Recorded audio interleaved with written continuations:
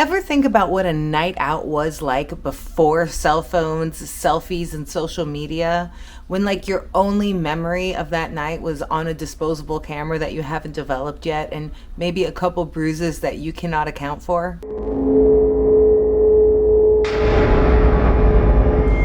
Let's go back to 1997, the year right when I was on the edge of 21. So I had to acquire alcohol before going out as well. Your pre-club playlist was what was ever playing on the radio or whatever CD or tape you had in the car. And your fit was whatever you had found thrifting that afternoon on Haight Street that made you feel dangerous and super skinny, because after all, it was the 90s. So today I'm going to dive into what going out in the 90s truly looked like. Pre-club rituals. Okay, it's 1997. I'm 20 years old, not quite able to drink, and it's Saturday nights.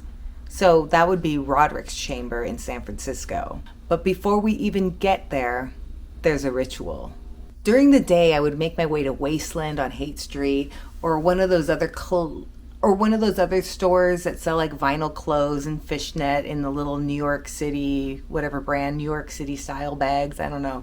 Remember they used to have all the fishnet styles and from that brand, and they'd hang them on the little like thing on the shelves and you'd be able to check them out. Anyway, go to Haight Street, go thrift store shopping, vintage store shopping, maybe mix a little vinyl with something old, you know, something new, something old, fishnet shirt, slip dress.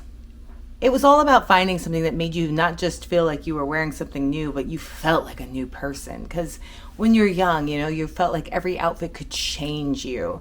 So going and trying to find something new to wear would be key for my psychological well-being when I would walk into a nightclub. And oh my gosh, I can remember times being so frustrated trying to find something to wear.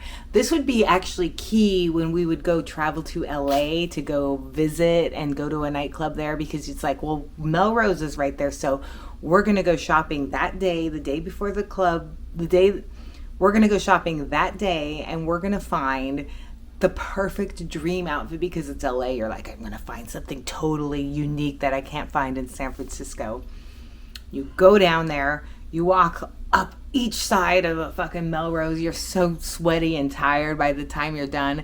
And oh, I remember times where I couldn't find the dream outfit, maybe because I couldn't fit in anything I wanted, or I just couldn't find the dream outfit, and being like crushed. I had backup clothes that I had brought, backup dresses, but oh, if only I could just be a new person tonight. That was so key. I'm sure we all have those stories of trying to find a dream outfit for an evening. I know a lot of us, though, did have like your uniform that you wore to a goth club.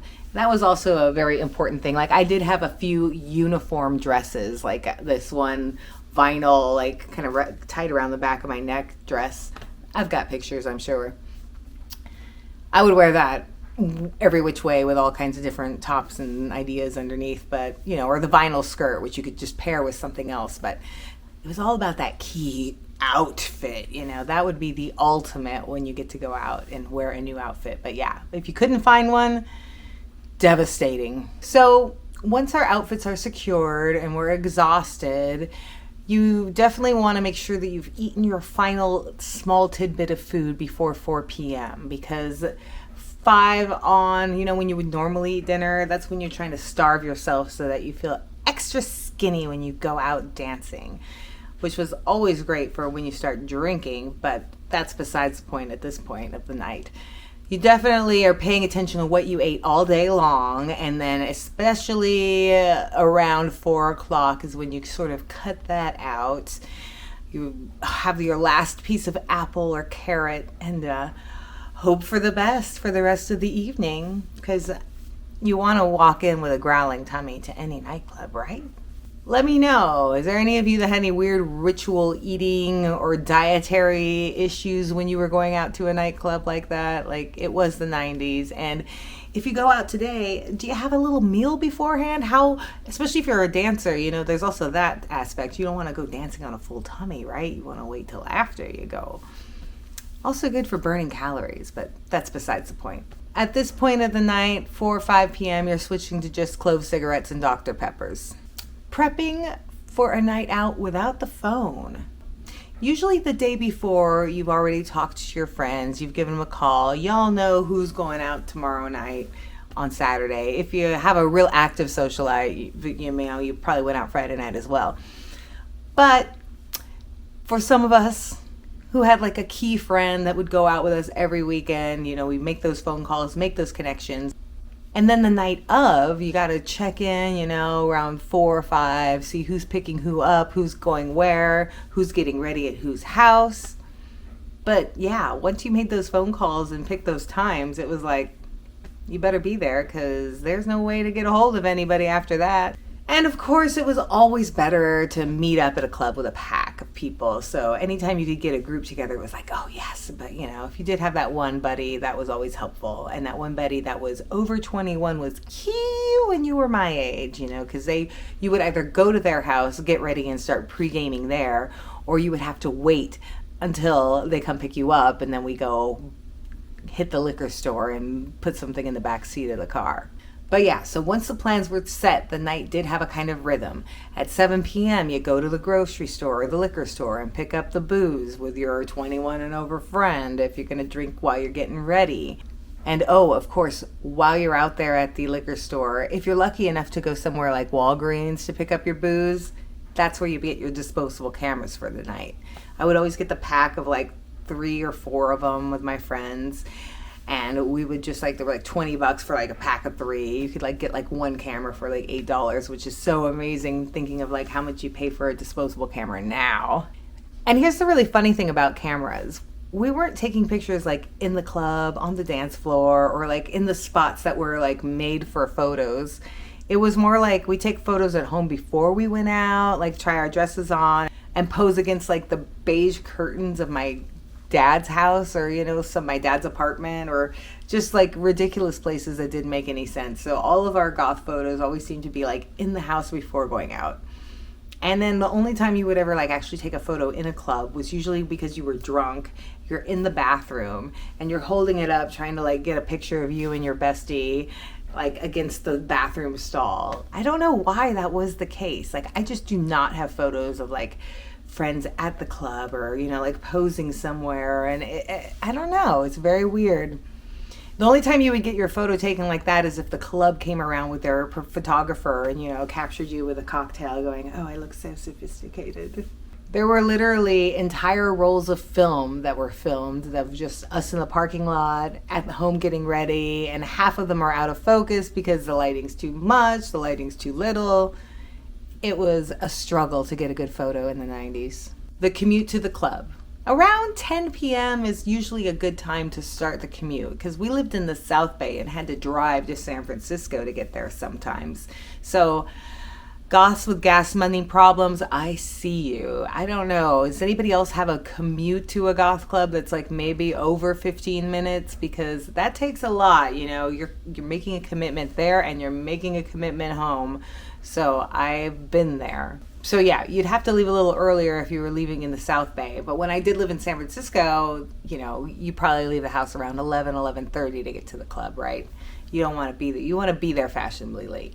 But whatever time you actually show up there, you're probably going to pre-game it in the parking lot no matter what. The parking lot was its own scene as far as everyone kind of pulling up. You'd see who'd show up. Someone would come from their car into your car.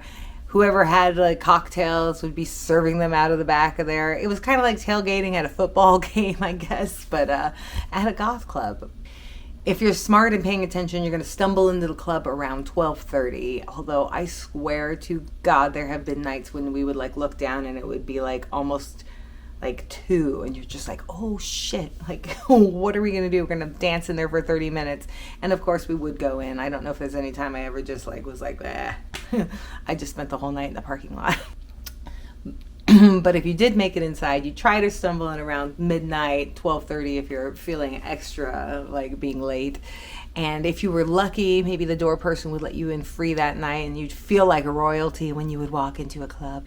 And the neat thing about San Francisco clubs is a lot of times they didn't like stop serving booze at 2. I'm not sure what all the laws are in all the states right now. Definitely drop what your local laws are as far as booze go, because like I live in Vegas right now, so you know, the rules of like cutting off drinks are out the door. So I don't even know how that works since I don't go out really anymore. But back in the 90s, it was like 2 o'clock was when they cut off the bar, but sometimes the clubs would stay open till 3, maybe 4. Am I crazy? I don't know if that ever happened. But usually we would start piling out of there around 2. I remember at Winter Gone By, they'd start playing like a lot of house music a little later on, and I think they were just trying to get everybody out of there. So we would definitely try to wrap things up around then anyway. Because at that time, it was time for the club to wind down and us to head to Denny's to get hot cocos. Or you might get lured to someone's after party, which was never as good as you thought it was going to be. And it was always something uncomfortable unless it was some close friends. But yeah, usually that would be the plan afterwards. Oh, but poor us that have to drive all the way back to the South Bay. That was an adventure. By 4 a.m., the night's over usually, and you are pulling up to your house with a bag of fast food if you didn't make it to Denny's, and you're crashing out. I always love to peel off my clothes and stick my fake eyelashes onto the mirror of my bathroom, and then I'd come in the next morning and they would look like spiders crawling on there. It was the wise moves of the 90s.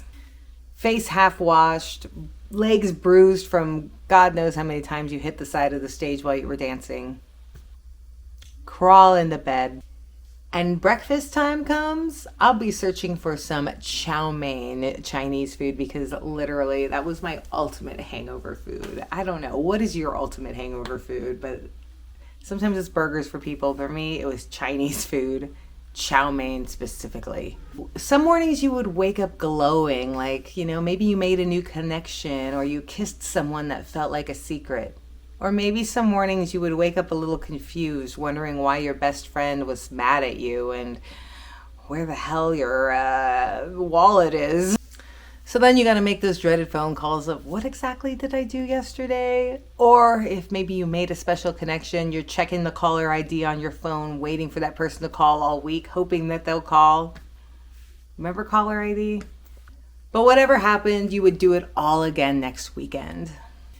So that for me is what a night out in the late 90s felt like. It was raw, it was reckless, and a lot of times the connections were a little confusing. No filters, no feeds, just memories burned in a fog-filled haze. Let me know about your memories of 90s club nights, and if you club now and go out, let me know how this sounds. Does this sound like what you guys do today? I'm dying to know. Let me just kind of come with you like a little fly on your shoulder to a night out. If you like this little trip back in time, you'll definitely vibe with my little Etsy's late 90s goth revival collection, where I have a bunch of little items like chokers, and there's even like a total 90s dress, and as well as candy that tastes like cloves because we can remember our clove cigarettes from back in the day. Anyway, the whole thing is a little love letter to the era, so check that out. There might be something you would be interested in. Also, check out my brand, Bones in Black. And thank you so much for sticking around for this video and a little trip down memory lane. And remember that we didn't need a Wi-Fi to get a connection. And I will see you on the proverbial dance floor. Have a good one.